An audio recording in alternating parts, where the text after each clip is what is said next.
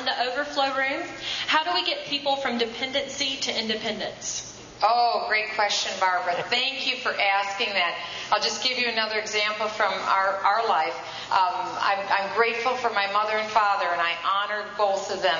My parents got divorced when I was a young teenager, and it was a very difficult time. We went from middle class overnight to below poverty, and my mother had to leave the home and get a job, and she did the best she could. She got a job making $4,800 a year, and I had to go out and start getting babysitting jobs making 50 cents an hour. We thought that was big money at the time to help out. And that's no different than a lot of Americans. I was happy to be able to do it. And what we did, and I commend my little mother for this, we did not go on dependency programs, and I don't begrudge anyone who does when I say that, but we didn't do that. We had our faith in God. We depended on our neighbors. We depended on ourselves, and we just did without. We made do. We did without. My grandmother would come up every couple months. She had the back seat filled with canned goods, and we were just grateful. We were just grateful for what we had, and we knew that one day things would be better than they were. And God was faithful, and they were better.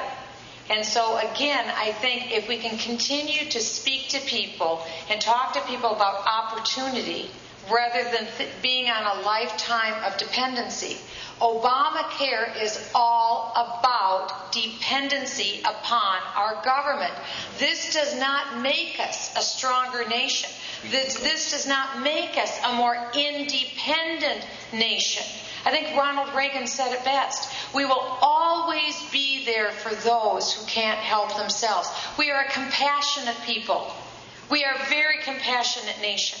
There is no other nation that has reached out more to the world in time of need than the United States. When there was the tsunami, where was the United States? We were there. When there was an earthquake in Haiti, who was there?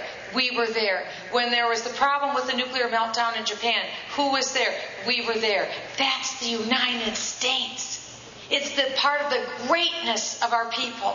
Because at heart, we love people. We don't want to see suffering.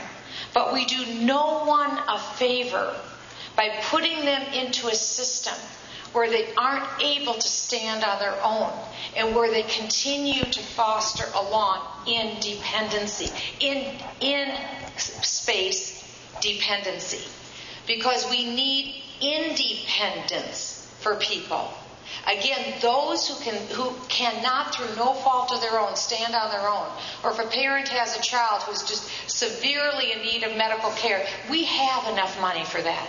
If someone is in a car accident, becomes a paraplegic or a quadriplegic, we have enough money for that. We can deal with those situations. What we can't deal with are people who are in a mindset of dependency. That is what has to change. And we will.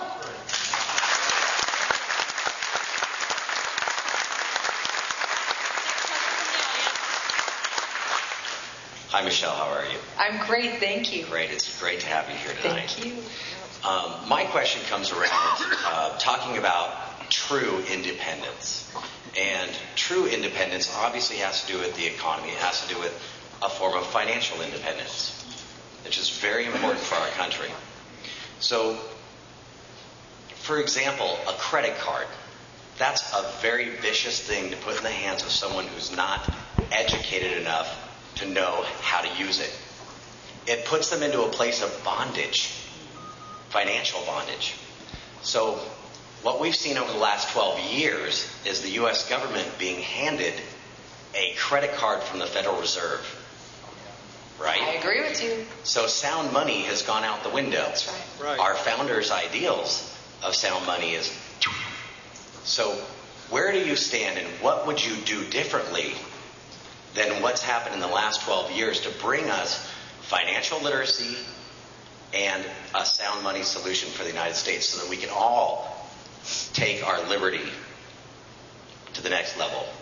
Well, I'm glad that you asked that question. I am on Ron Paul's bill to audit the Federal Reserve, and we have to have audit. If there is any entity entity that needs to have a flashlight shown on it, it is clearly the Federal Reserve. There's a problem. We have had quantitative easing 1, quantitative easing 2, quantitative easing 3. The shorthand way of describing to you what quantitative easing is, a license to print money without any value behind it. And I'm so happy you brought that up, because in the last 2 years of the Obama administration, if you pull a dollar out of your pocket, you have lost 14% of the value of that dollar. That means the federal government has stolen that money from you.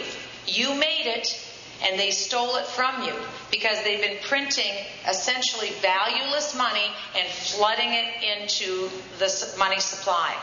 I don't stand for that. A dollar in 2011 should be the same as a dollar in 1911. It should be, a dollar should be worth a dollar.